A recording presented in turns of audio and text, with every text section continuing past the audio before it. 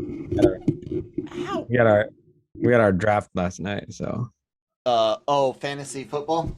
yeah. I don't. I tried fantasy sports back in like the 90s, late 90s, early 2000s with baseball, back when Yahoo used to have like the biggest. Did you say Yahoo? Yeah, Yahoo had like the biggest fantasy sports leagues, at least for baseball. I think they were big on football. This is before it became like a betting thing, you know. Hmm. um and I never got the point of rooting for people on teams that I hated because they were on my fantasy team. I don't know. I get the appeal, but I didn't get into it. Does that make sense? Yeah, well, we do it more as just an excuse to hang out. So Yeah. I like those. Now that I have done a couple of times where it's like a unit thing or a company thing, if you will, for you normie civilians out there. But yeah, sometimes like your platoon or your squad or your company, even like leadership would form little groups, and uh, I don't keep up with enough other players to do it well. So, oh well, it's fun. Guys, it is Wednesday and it is the Daily Cup of Genre. Welcome to it. It's the show where we get to talk about all sorts of things in geek and entertainment news. And yeah, it's brought to you by the good people over at Grow Generation, where the pros go to grow. And it is hosted by myself, Kyle Malone, and Manny Gomez. What's up, dude? nothing much, man. Just living the dream. It's a hell of a week. Who's your quarterbacks? My quarterbacks, Lamar Jackson, Okay. and I also took up Tua. Where's Jackson from, at? I'm sorry, Where's Lamar Jackson play at? Baltimore. Baltimore. Okay. Yeah. Like I said, I don't pay attention to a lot of the other teams, so I know some of the names, and big names. But did you pick up any Raiders? Hell no, absolutely not. That is a waste. That's a waste of a pick. Oh no, the problem. You're right. The problem is it's not necessarily the wrong person. It's that they don't necessarily have the right pairing on that team to make points. Yeah. Because we'll get a great cornerback. What was his name? Not I keep wanting to say the quarterback's name that started with a T and was like Popo at the end, or but God, what was that cornerback's name? We traded him like 4 or 5 years ago. He was really good in the position, but it was like the only non-defensive line position that we had that was worth it. One cornerback is not going to take you to the Super Bowl. But anyways, football is what it is. What is your team again? I forget, dude. I don't have a team. You don't have one at when all? when the Raiders left Oakland, my fandom left with them. Oh, okay. I got it. That's what it was. I remember. You're my kind of similar to my dad, kind of sort of. He was really upset that they left California. He was like, I could have followed them to LA, but I can't follow Vegas. No, I couldn't. No, I definitely couldn't follow him to LA. I grew up with the mantra "beat LA" for every sport, so that would make it even more difficult. Yeah. He was an Oakland A's fan, anyways. I went to probably 3 times as many more A's games and Giants games, and I'm still a Giants fan. Nice. It's today's a special day, man. He kind of, shuffling away from sports, and it's because today's Star Trek Day. So of course I wore my Star Wars shirt. Loser. This is, if I'm not mistaken, this is the day in traditional canon that Kirk is born here on Earth in Iowa, right? September 8th. Isn't that what it's supposed to be? Or is it Gene Roddenberry's birthday or some shit? What is Star Trek Day? I'm not sure exactly. Oh, and you're like, oh, I love Star Trek now because Star Wars is lame. And well, I have to say they're trying a lot harder than the Star Wars crew are. So. Let's see here. 55th anniversary of Star Trek Day, and it's the debut of Star Trek. Okay. Oh, okay. That makes Yep. sense. Fall. Yeah. Yep. Okay. That's what Nice. it is. Because I know in the movie Fanboys, there's the whole part that's supposed to take place in Kirk's in canon birthplace there in Iowa. I think it was Iowa or Idaho. Anyways, and in Fanboys it's Seth what's his name? Seth not Green, the Rogan, and he's playing a very very stereotypical Trekkie. It's a funny scene. But yeah, Star Trek Day. Happy Star Trek Day to all of you Star Trek fans, casual noobs like myself, and deep hard Deep Space Nine fanatics, which those exist. Like, I know Deep Space Nine fans, like, that is they'll defend that to the day they die. Like, wow. What's your Star Trek, man? Like, do you have one that is like your comfort Trek? Yeah, Voyager. Okay, you said that before. I prompted you. It's the one that I grew up with, that I resonated with. I mean, my dad used to watch Enterprise. So no, next part, not Enterprise, Next Generation. That's the one that was called. And so and then I kind of followed on my own with Voyager, and then I could not get into Deep Space Nine. So, but yeah, I Voyager was my thing, and so with Captain Gene Calloway and everything, it was just that's what I thought Star Trek was. I didn't even the honestly, I have watched the first one, the original ones, and I guess I'm not a Shatner guy. But other than that, whatever. I'm not. It's all good. I'm not a Shatner guy myself. I am classically, I can't stand anything he does. I didn't like the little detective show he did. I didn't care for Star Trek, and the only things I really like him in is when he's being making fun of himself on stuff like Simpsons, or when he's the butt of jokes. That Family Guy also. Yeah. But I get that people really like him, and there's nothing wrong with that. There is no Trek without Kirk. I do like Picard quite a bit. There's many next generation episodes that I like, but as far as like the only Trek that I go to the shelf or to the streaming service and purposely put on is the Kelvin timeline, Abrams movies, Chris Pine's movies. I love those. Those are good. It's funny that they're more Star Wars than Star Trek, especially the first one. And the first one's almost a better Star Wars movie from Abrams than episodes 7 and 9. It's a really good fun movie. Yeah, man. So that's kind of mine. I don't it's kind of weird to see it today, because Discovery had that kind of rough entry. You know, there was some pushback on certain canon things dealing with uniforms and technology and certain relationships, and I know they kind of fixed it, I think, in season 2, and then in season 3 they jump time like a lot in the future, if I'm not mistaken, which gives them more freedom. And then all of a sudden, dude, just out of no cartoons, the new shows, you have Picard, like Star Trek is there. Like, if Star Wars is Intel, Star Trek has been AMD for a while, and it's looking like those late 90s again, when the Athlon and the dual core 64-bit shits from AMD came out, dude. Like, they're doing some good I don't know if they're necessarily bigger, but they're bigger than they've been in a while. What do you think? Yeah, it seems like that, and I think it just helps that they're kind of have a more established place to put it all with like Paramount Plus and things like that.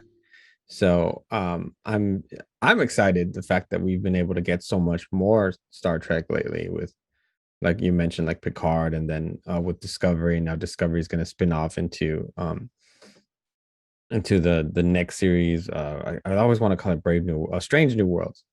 Mm-hmm. And then you have the Prodigy series coming out, and then I think there's even another series coming out. I forgot. I don't remember what the premise of that one's going to be. And then also, of course, Lower Decks, which has been a lot of fun. Mm-hmm. So yeah, just really good stuff. And then it sometimes makes you want to go back and take a look at some of those classics. And then there's a bunch of documentaries out also that have been really fun to watch and to be nostalgic about. Yeah, definitely. Now that is one thing I will watch that is Star Trek related, and it's just because I'm a documentary freaking fanatic. Is I'll watch any Star Trek documentary because I look the stuff behind the scenes on the show is interesting, but the stuff for the what is it the first and I think the fourth movie, like the things that were going on, tensions, stuff with Shatner, Nimoy, stuff with Takai, like all of that behind the scenes stuff, and not all of it's necessarily bad. I'm not trying to sensationalize it. A lot of it's fun. It's just really interesting because they had this huge history with the show, and then this gap, and then these movies, and then this resurgence with Next Gen.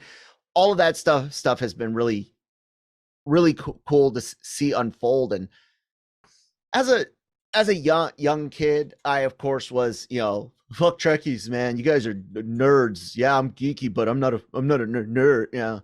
Nowadays I'm like, yeah, it's not for me, or this one is, that one's not. Some of it's still really cheesy, and I'm still gonna poke fun at things, but I don't do it out of malice anymore. You know what I'm saying? Yeah. So, Yeah, I I'm mean, less of a douchebag, Christine. Thank you. That's good. Good way to put it. I think it becomes with as you get older, and so Mm-hmm. you just realize that they're just, if you like both things, it's okay too, or Yeah. whatever. It's almost the same thing as with those people who are like Marvel versus DC, and it's like, well, I like both. I don't understand. Like, I have some friends who, like, when Marvel does really good, they're like, haha, look, Marvel's doing great. And I was like, yeah, cool. That's great. I I like the movie also. Like, just because Batman's my favorite superhero doesn't mean I don't like people from the Marvel universe, and vice versa. But and I do feel the same way about Star Wars and Star Trek. It's just I personally feel a closer connection to Star Trek than Star Wars. And but there's nothing wrong with that. No. And Mhm. it's what's great is just like Marvel and DC, what you brought up, it uh it shows again, you and I, how we talked about vehicles for messages in entertainment, and what franchises you can do contemporary politics and messaging, which ones you really can't, which ones you can make social statements, which ones are more for just brain dead fun. And with Star Wars, you've got your what was supposed to be escapism, while Star Trek was meant to not just comment on the world of today being trash, but show you what Roddenberry and other futurists and people wanted for the future. You know what I'm saying? Something to aspire to.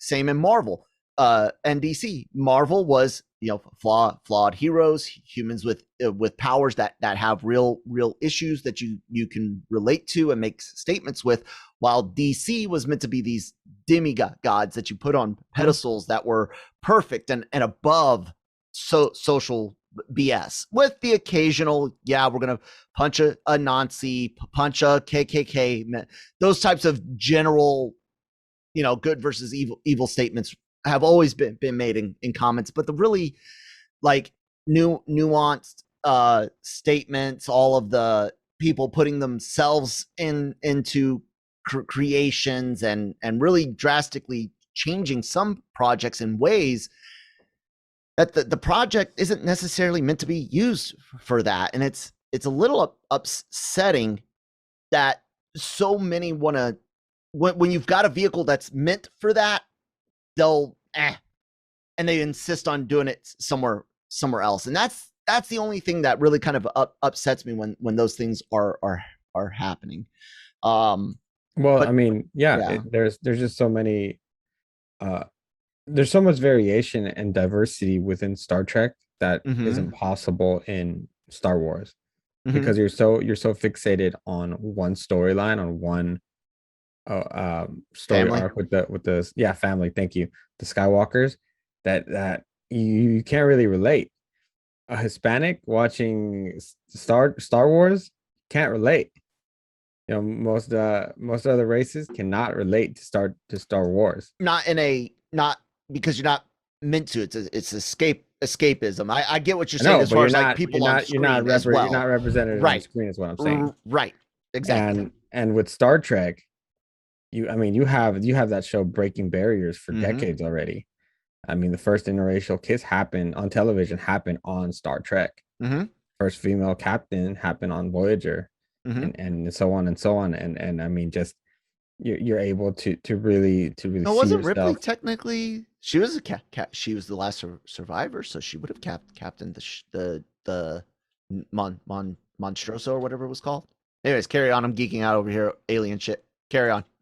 Yeah. So I mean, it's that's, I think that's also what's awesome about it is that they kind of, like you're saying, that they handle a couple more topics in it, and it just makes it a little bit more relatable.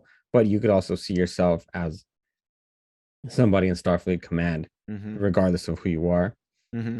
So it just for me, it was better. Plus, because it is Starfleet Command, you have more than one ship. You have a bunch of ships that you can follow, and so you can have a variety of different storylines and a variety of different adventures and encounters, and it doesn't all lean into, like I was saying earlier, one family. This is it's quite the vast universe out there of worlds that you can travel to, and you have like Borg, and you have Klingons, and you have like everything in between that you can encounter. And then sometimes they're just furry little balls that happen. So I mean, you know, like you were saying, you don't see yourself represented on screen, and for Star Wars, and part of that, some people could point to time, some people could point to where it was filmed, as far as extras, like when people are like, oh, there's no people of color in the original Star Wars. It's like, guys, they filmed it in London, like in 1970s London. I hate to tell you, it's diverse, and was diverse then, but not as diverse it is now, and that now is nowhere near as diverse as, say, New York City or not London, but England. But yeah, so the cool thing is, though, is there was that other vehicle and other sci-fi vehicles there, and it helped push, other properties to, diversify. And like you said, Star Trek broke down all of these barriers. And one of the things I kind of noticed, and I wanted to get your take on this, when we talk about, putting yourself into a project, there is a way to do that I think a lot of contemporary writers have kind of missed out on, because they're so, I guess a lot of people feel like maybe their struggles weren't heard or seen. So by putting themselves in a story more, they're getting their struggles heard and seen. But a lot of writers used to put for escapism the heroic or ideal version of themselves. It's because it's an escapism thing, and that's what Star Wars was meant to be. Like when I thought, when I was young and I'm playing, imagination games, and I'm thinking what it would be like to be in Star Wars, I was always perfect. I always had great Jedi skills. I was always, you know what I'm saying? But when I would play other imagination games, other characters, even like Ninja Turtles, I was flawed. I had problems. I wasn't perfect. And I think that kind of goes to some people I know that get into Star Trek, where they're similar when they're playing Star Trek games, RPGs, even younger. There's issues. They fail. They don't always succeed. They have to struggle more. But when you're playing Star Wars, you swing in with your lightsabers, slash the bad guys, and you win. Did you kind of feel some of those same things with those two properties, or any other things growing up? Did you have something where you were like, this is the ideal Manny versus, you know, what I really am? Yeah, it's an interesting question because I never really thought of it that way. I just thought of always being the best of, because heck, it's my imagination. I can do what I want. I never really thought of it as looking at myself as somebody that's flawed. But It's yeah, not. I Oh, guess sorry. when you're saying probably like, yeah, like Ninja Turtles, Power Rangers, Beetleborgs, believe it or not. I don't even know if you know what that is. I do. I know Okay, I know good. Flabber. Yeah, yeah, and that crazy stuff. Yeah, I know it. That show's underappreciated, man. Yeah. I will say though, to be completely fair, because I don't comparing Star Trek and Star Wars is not apples to apples, Mm-mm, because mm-mm. Star Wars was created to be a feature Mm-hmm. trilogy, not an entire universe that it's become now. And Nope. while Star Trek was originally created to be what it is, what it Mm-hmm. is now. So saying that one is better than the other for this other reason, that's not what we're doing. What we're saying is that they accomplish different things. Mm-hmm. Like Kyle mentioned, more of an escapism thing, because it's supposed to be just be a movie. We're not supposed to get into all of these little nicks and corners of the universe with a billion TV shows, comic books, and movies now. I won't So say we're not meant to, but we're not meant to connect it all to here. At least you're supposed to leave it right, in a galaxy far away. Yeah. okay.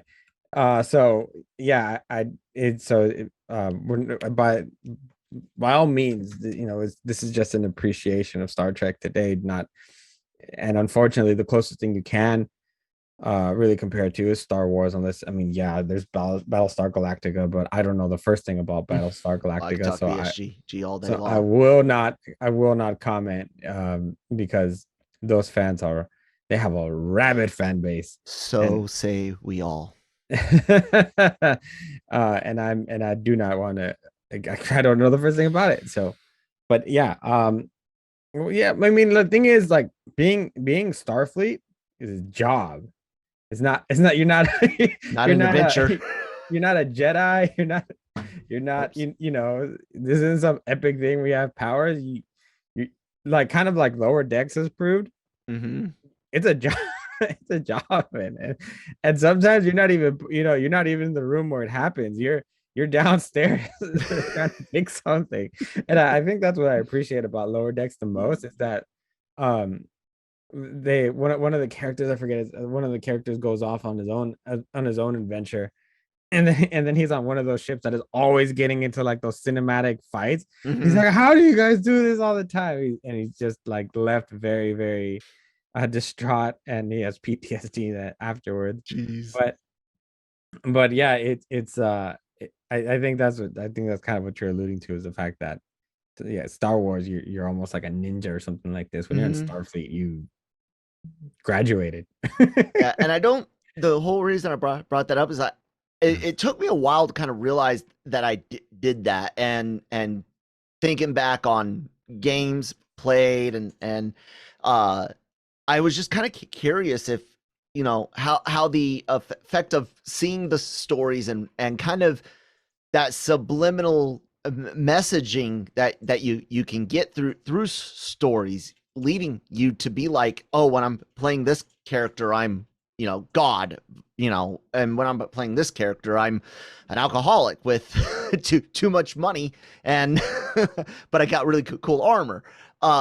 It's just an interesting thing to see out there, and I would be interested in anyone else, if you've often found yourself either in certain styles of RPGs, maybe in a fantasy RPG, you're more, benevolent and heroic, and in a modern or post-apocalyptic RPG, maybe you're more, your real self. Let us know. It'd be great to hear.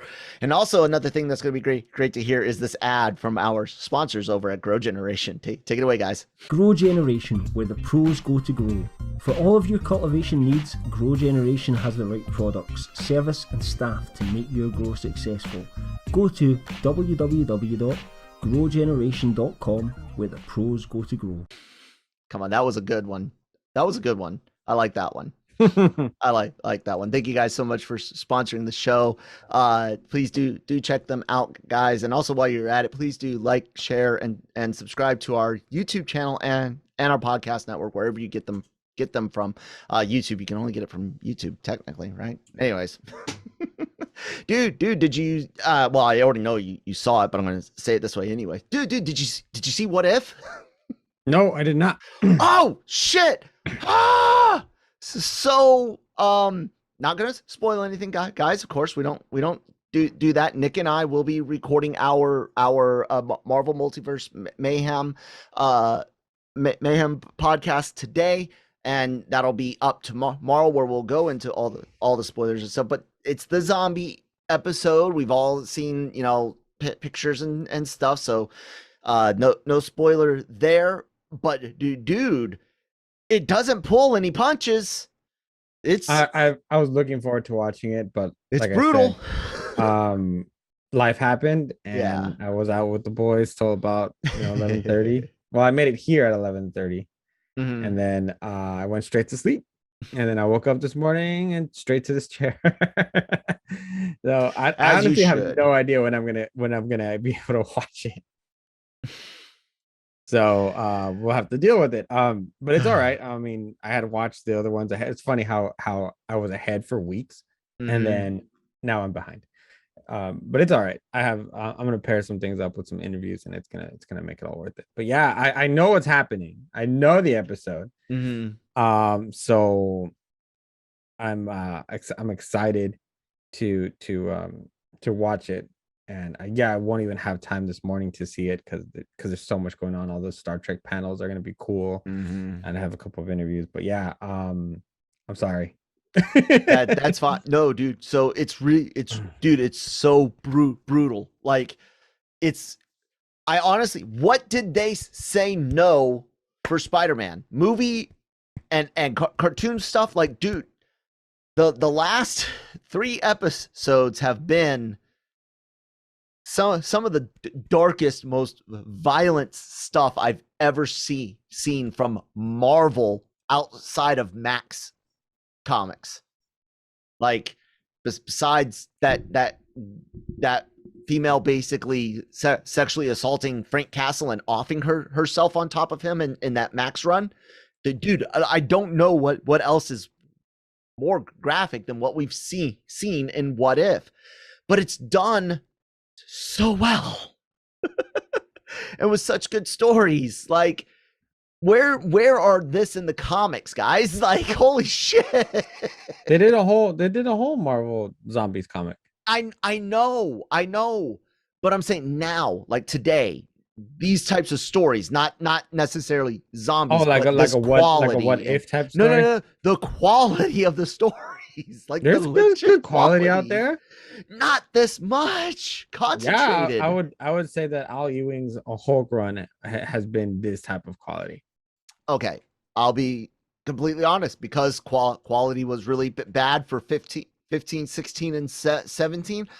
Outside of some indie books, the only Cape Marvel books I could read was Moon Knight and Doc Strange. So dude, if you're saying Hulk has got good for quality out there, you haven't been reading it. 15, 16, 17. I had a full folder of Marvel crap. Like, I had all my indie books, but I was getting like 10 Marvel books a month. I know a lot of people get a lot more, but it was a very good diverse pull list, and it was just trash. And then I tried after Secret Wars, and it ended up dropping down to about 5 books.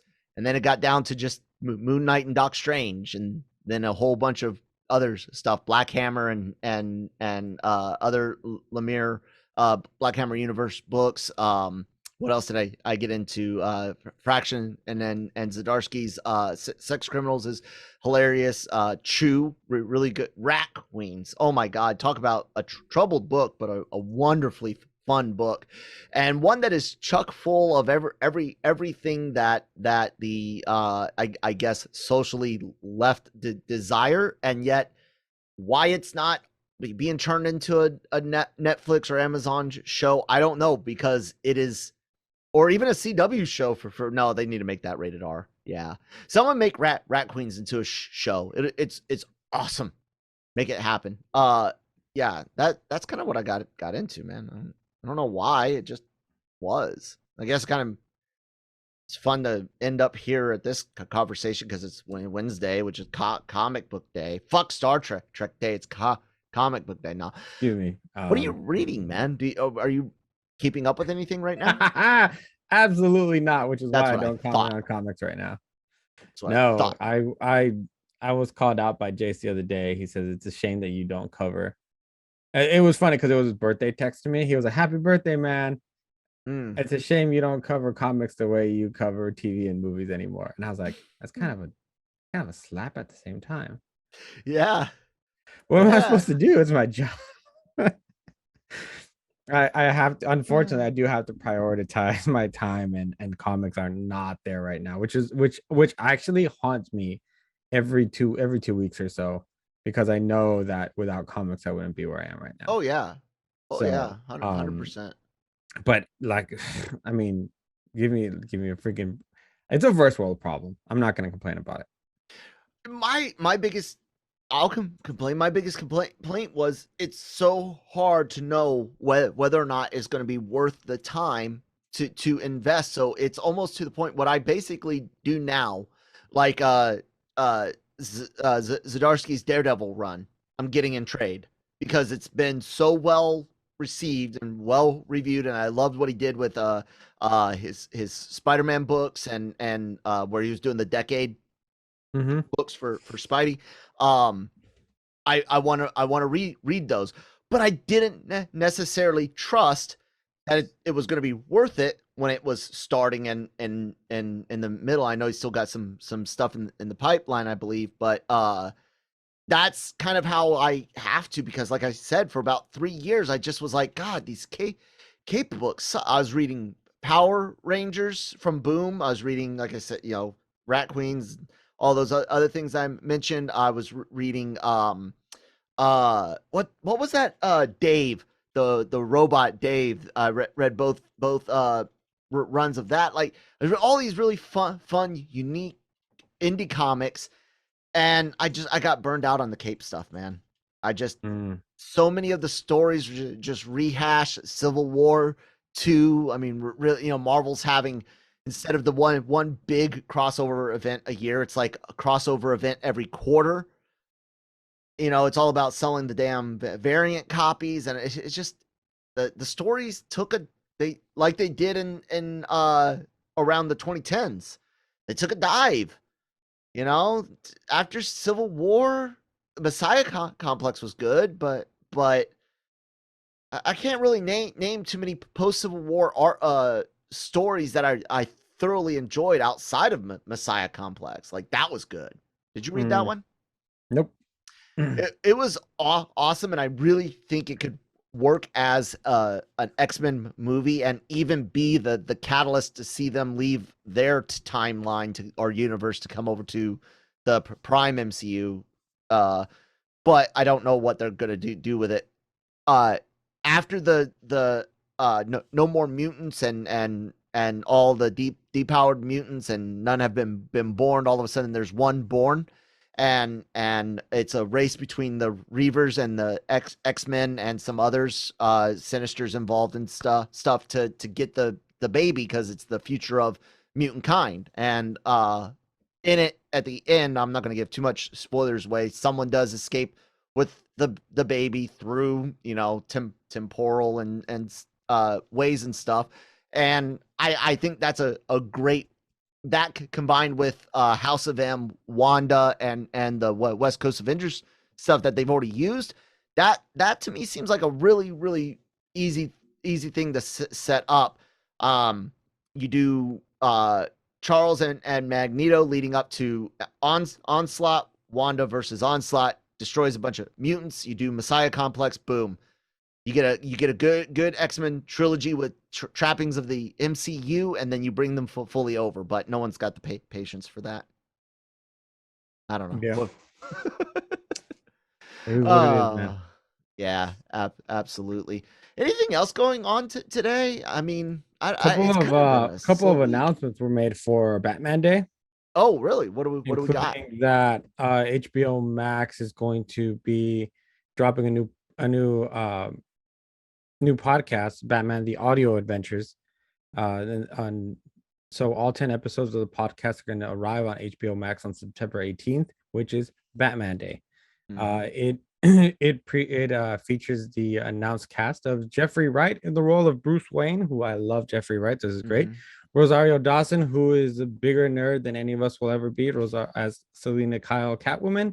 John Leguizamo, oh my God, one of my all-time favorites. The Pest, man. As the Riddler. So that'll be interesting, dude. I love people that know John from movies. Go look up his stand-up. The dude has some killer freaking stand-up his bits. history oh my God. The Untold History. I love it. All of it. So yes. Good. Yeah. The guy is I kind of wish some of these older stand-up comics that transitioned to regular acting and kind of just stuck with that mostly. I wish they'd kind of go back and do a couple more. Anyways, carry on. Yeah, so I mean, it's cool because I'm one of those people that actually I had on CD. Mm-hmm. I had the 1930s collection of the Adventures of Superman. The serials. The serial stuff, yeah, that they used to do on the radio, which was got it, nice. Which was before people had TV. Mm-hmm. And I remember how much I enjoyed it just because they just seemed really fun and very, very vintage and dated and things like that. So to see that they're bringing that back and making this podcast, the audio adventures, mm-hmm. I think it's fantastic. I don't know if it's going to catch on with the audience, but I mean, podcasts are so popular now that I don't see why not. I think it's a great opportunity to get going. And yeah, Batman Day for me is a fun day because it means I get to wear a Batman shirt and everyone else gets to wear Batman shirts. what day is it again? September 18th. Oh, okay. So that's after Constitution Day, and I will definitely be wearing not a Batman shirt. I'm a jerk. I know. But yeah, so it's a Saturday. I don't even get to. It's always a Saturday. It's always on a Saturday. Oh, okay. I don't I don't care to pay attention to a grown man that has kept 4 different teenage boys in tights in a cave. I don't. Sorry. No, I'm gonna ignore you now. So. That's he's really also cool, he's also the most profitable superhero of all time. So is he? I'm pretty sure. It might still be Superman, but it was close last time. Okay. Yeah. I'm just like I said earlier, guys. I'm not. Batman has back issues because he has to carry DC on his back, especially the last 20 years. It's just sad. Oh, I like what you said about the podcast thing though, because I told you I got into audiobooks this year, right? I wanted to try them out, see what it was like, because eye strain and headaches is an issue with me. And I got a Kindle app and a tablet, a large 10-inch tablet, which helps some, but excuse me, the audio format is really, really not nice. And I'm listening to Rogue Squadron right now, which was just released as an unabridged production by Lucasfilm and their public, was it Del Rey or anyways, I agree, dude. I think those old radio serials I even think audio books could see a benefit from the podcast treatment. Taking a book and instead of releasing just a single unabridged, audible thing, you do a podcast of it, and you turn that one book into 4 episodes or 5 episodes. Split it into like 1 hour chunks, 2 hour chunks, or whatever. Make it an event. Make it a big deal with names like Jeffrey Wright and Rosario Dawson and John. And I'm not, my stutters are bad today. So guys, I like that. Would you already said you'd be down to seeing things like that. So what about other radio dramas? Like, are there more that you would like to see them bring back with new casts reading the scripts? I think they already have a Superman one that I just never found time to.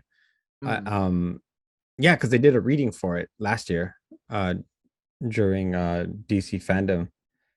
But I don't know. I didn't pay attention to it at the time. I'm honestly, when it comes to reading, I've tried audiobooks and I get way too distracted way too quick. So I have to actually have a physical copy of the book. Yeah, in order for me to really enjoy it. I can't. I just get distracted too easily.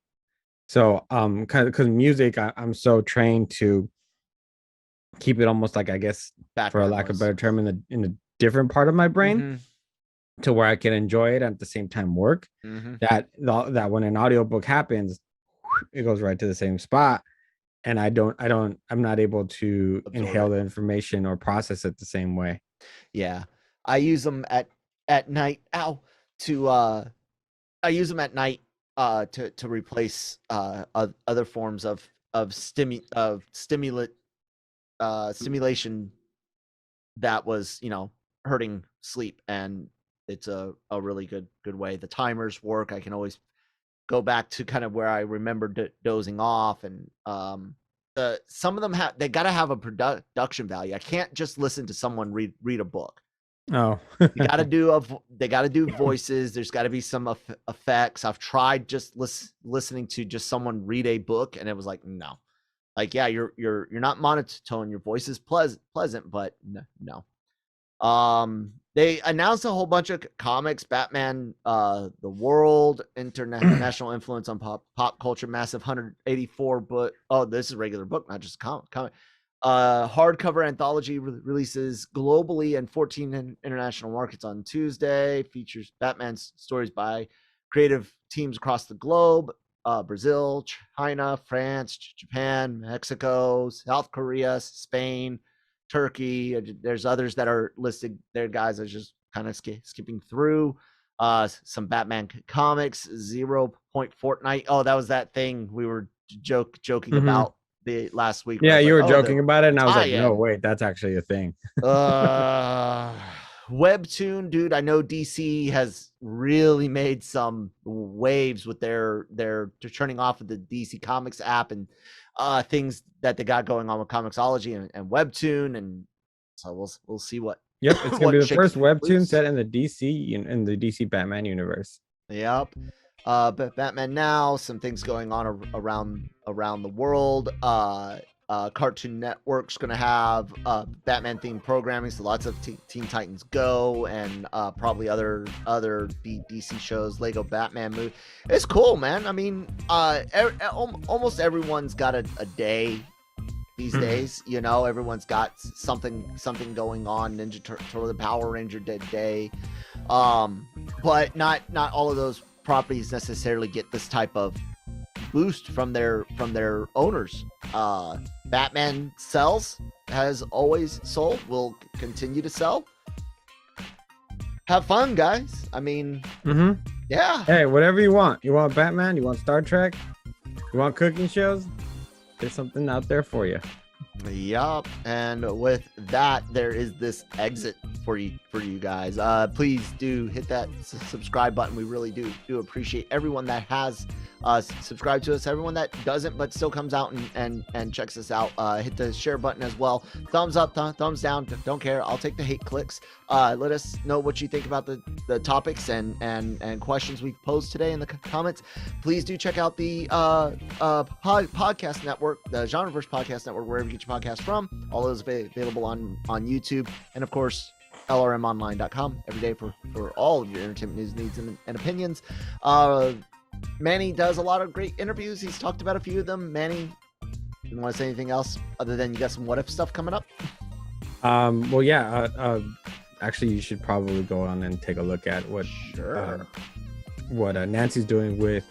Oh no, I'm just saying in general, not us. Oh, okay. She's working with the cast of the Hulu original Wu-Tang and American Saga, and she has a couple of cool interviews with them. And then also for Star Trek Day, Gig actually had an an interview with where is it? I can't find it right now, but it was I can't find it right now, but it was kind of a tribute to Gene Roddenberry and everything that he's done with for Star Trek and things like that. Okay, very cool. Yeah, guys, please do check it out. Like I said, it's all there. LRM YouTube channel, the Genreverse Podcast Network, and of course LRMonline.com. Our social media information's in the description below or on the screen in front of you if you're watching us on YouTube. Thanks, guys. Tomorrow, Manny, it's live, right? And the Matrix trailer, we're not gonna watch it ahead of time. We're gonna watch it live tomorrow, right? For everyone. Does that sound like a plan? Sounds like a plan. Sounds like a plan, guys. 9:35 a.m. Eastern time here, 6:35 Pacific time, and we'll look at the Matrix trailer. And yeah, we'll talk to you guys then. Bye.